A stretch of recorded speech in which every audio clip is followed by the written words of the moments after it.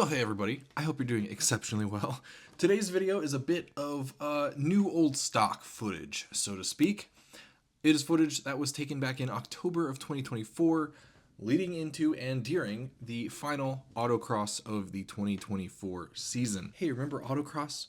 Remember how it's the middle of winter and we can't autocross right now? So hopefully this will kind of remind you of the things that are yet to come this year once it gets warm outside, finally. So with that, let's go ahead and get right into it. Well, hey there, folks. Guess what? You know what day it is?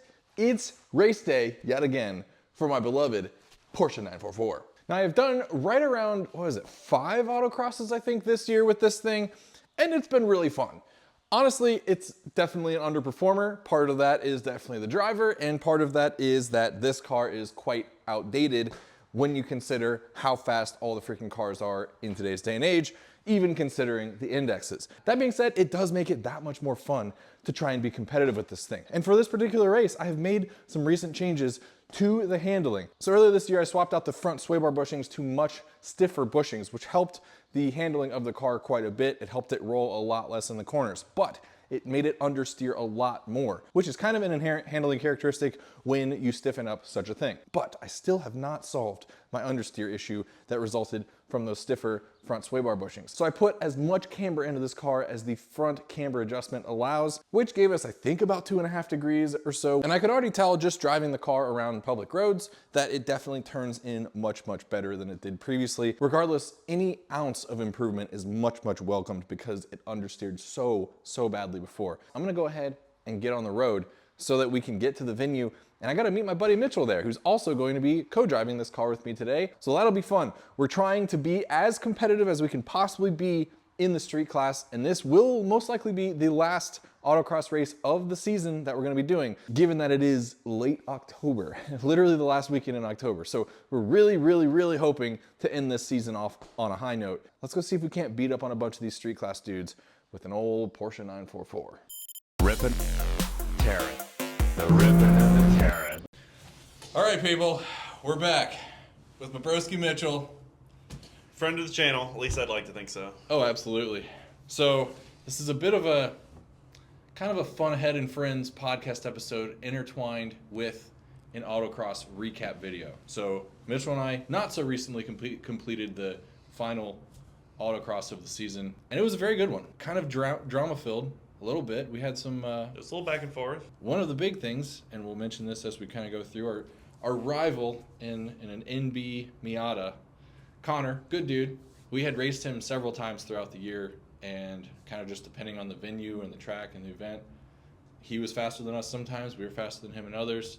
And in the first Traders World event that we went to, he kind of kicked our butts a little bit, which is not ideal. And so the one that I completely forgot to film. So it was good that we didn't have that on record. Yeah, it never happened. Mm-mm. So therefore, this time we were going into this race with a bit of a chip on our shoulders. We were like, we need to A, finish the season off strong, and B, we need to kick Connor's butt.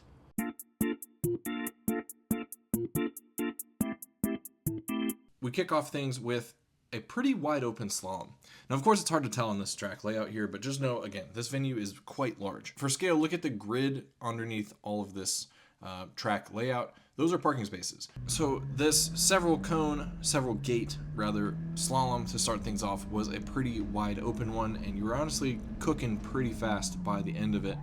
Going into a very long sweeping left-hander that then goes into kind of a staggered slalom. I'm not really sure what to call this, but it basically has sort of vertical gates, as you can see here, so that it's not an evenly spaced slalom. Now, this series of left-handers out of this slalom was honestly a little bit challenging, given that this slalom ended up being quite high speed as well. So you're going at the top of second gear into a tight left-hander while exiting a slalom, so your car's already kind of upset, and then you need to throw it straight into a corner.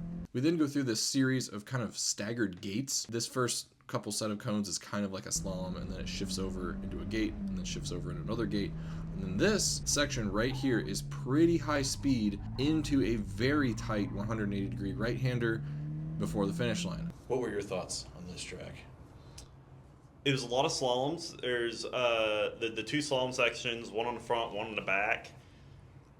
It's hard with not doing a lot of autocross. It's hard to know when you're walking it, is there a lot of room here or is there not a lot of room here? Yeah. My initial thoughts were this is going to be really technical. I didn't think we'd have a lot of room.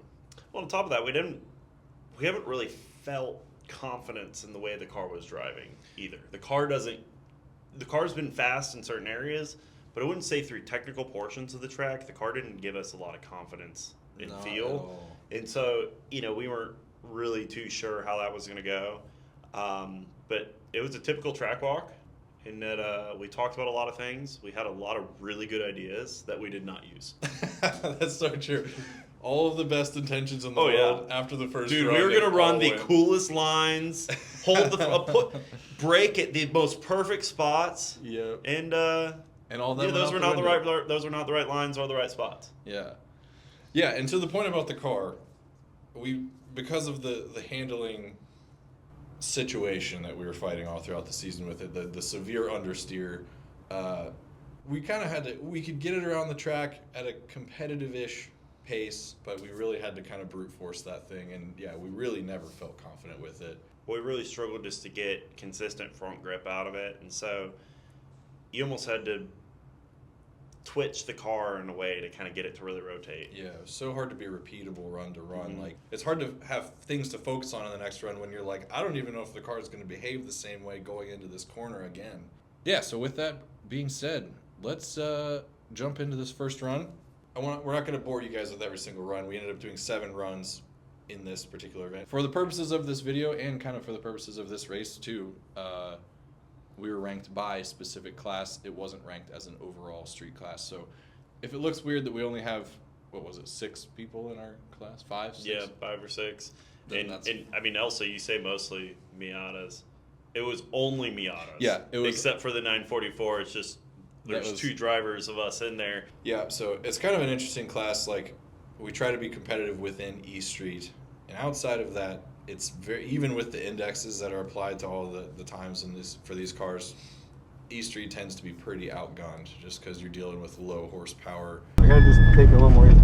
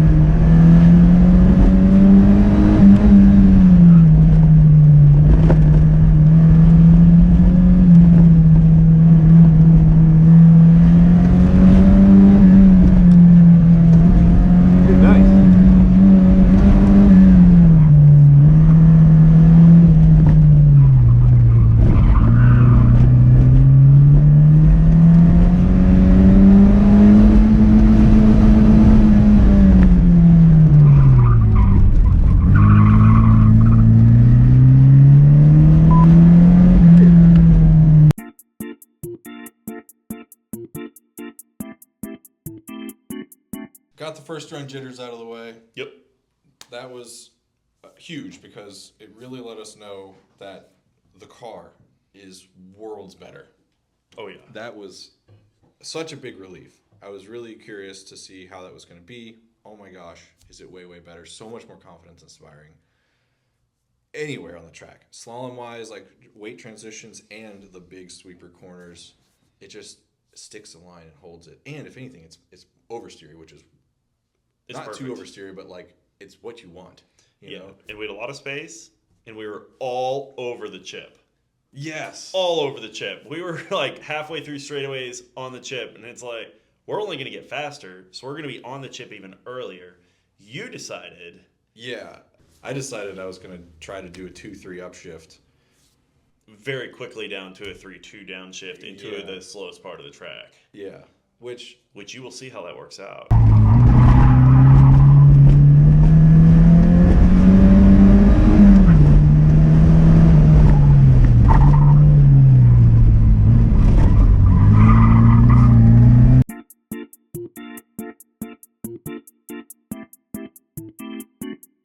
All right, so after run 2, we tried to implement our changes. We got a little more comfortable with the track, a little more comfortable with the fact that the car behaves, the way we want it to. Oh, wow, I can drive this a lot faster now. Yeah. Be a lot more aggressive. And you can definitely start to tell that on the chip times that Mitchell mentioned, like we had more chip time because we're figuring the track out better. I attempted to do the 2-3 upshift in that back half of the track. It worked really well, actually.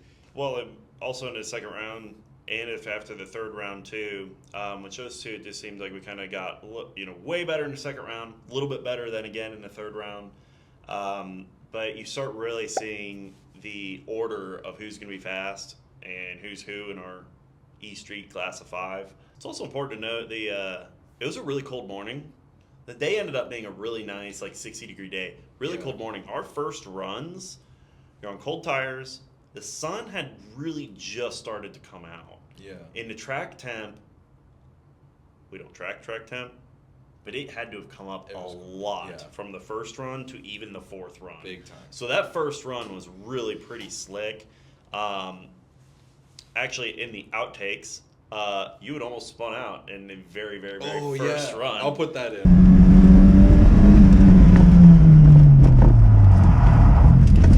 That was slick. The run ended up getting spoiled from another guy that had spun out in front of us, but it was also spun. So. it was a little touchy there. So the first run was a little tough, and so if it caught you by surprise, it was pretty easy to make a nice mistake. But I think by about round 2 or 3, there was a lot more grip in the track. Yeah. And stability really picked up. Yeah. Plus, I think on that note, that's one advantage, especially on a day like that, where we're running 2 cars, or we're 2 guys running the same car, so we can just kind of continue to put heat in the tires to get them up to temp. Obviously goes the opposite way on a very hot day, but in this particular case, we got our tires up to temperature faster than other people out there.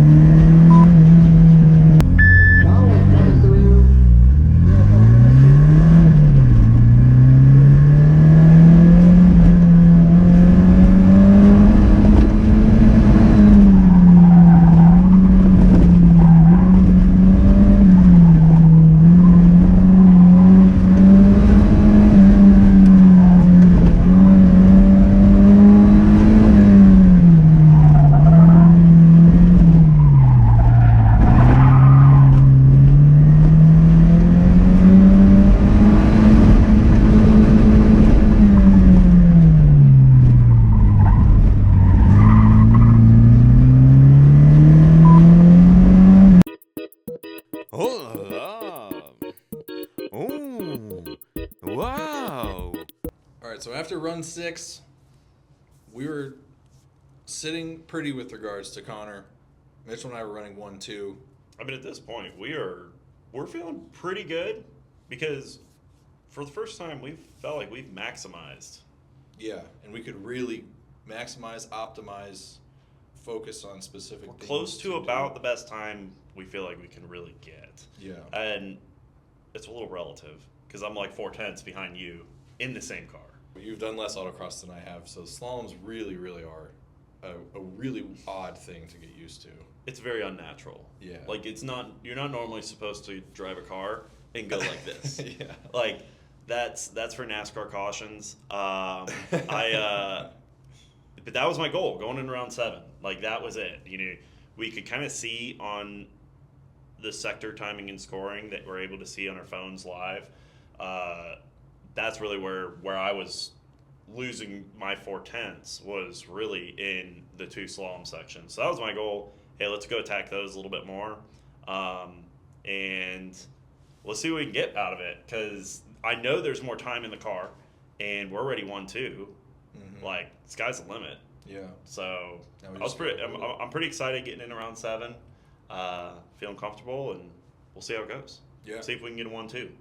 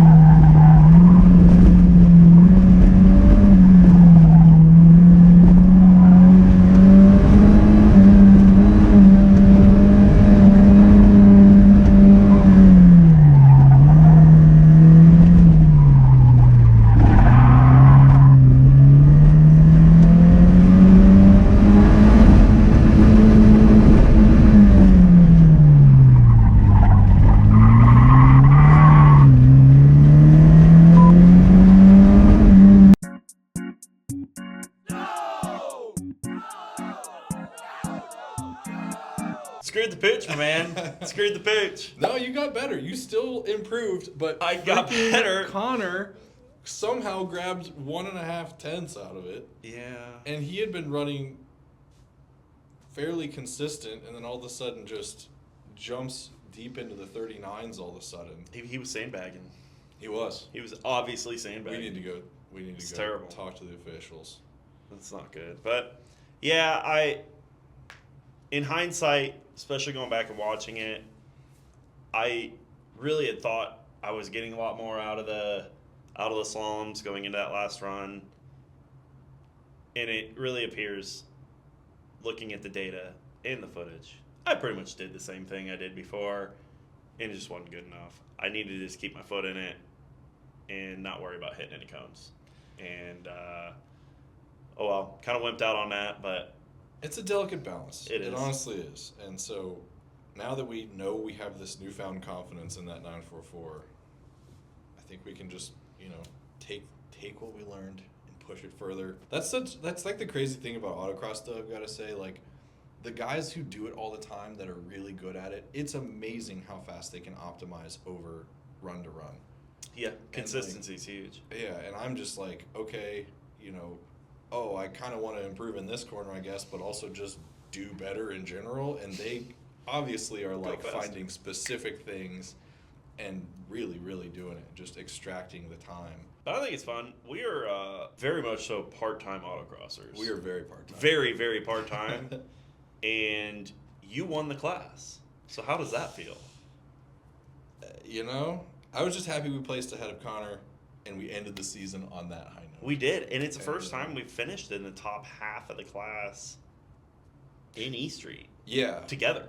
Yeah, Normally we have not been able to do that yet. yeah. So we're really getting dialed in here. And with regards to the street class overall, we were kind of smack dab in the middle, but as I had mentioned earlier, it's so, E Street is so disadvantaged relatively because they're so low horsepower, and obviously this was a huge wide open track, so horsepower mattered, even with regards to the index. So the fact that we could finish kind of smack dab in the middle of the entire street class, which was like 30 cars probably, that felt pretty good. Oh yeah. That felt pretty good. Are we allowed to ruffle feathers here? Sure. Well, we had a car that's like 10 to 15 years younger than the beloved Miatas. Yeah, older than the beloved. Older. Yeah. Than the beloved Miatas. Yeah. And you spanked them. I don't know about spanking them. I would say spanked. It was good. It was good that we finished on a high note. The new handling characteristics just really boded so well for each of our driving styles to have that more tail happy feeling. And I don't know, I think that's key, is just like figuring out what is the most confidence inspiring thing in your car. That way you literally just don't have to think about whether your car is going to do that or not. And then that way you can really focus on your run. Because I think that was the big difference before. I was just so worried about, I'm going to turn this car into this corner and I'm not 100% sure how it's going to behave. Yeah. I think the cool thing is we made some big upgrades to the car. Like, how much did it cost to add camber to the car?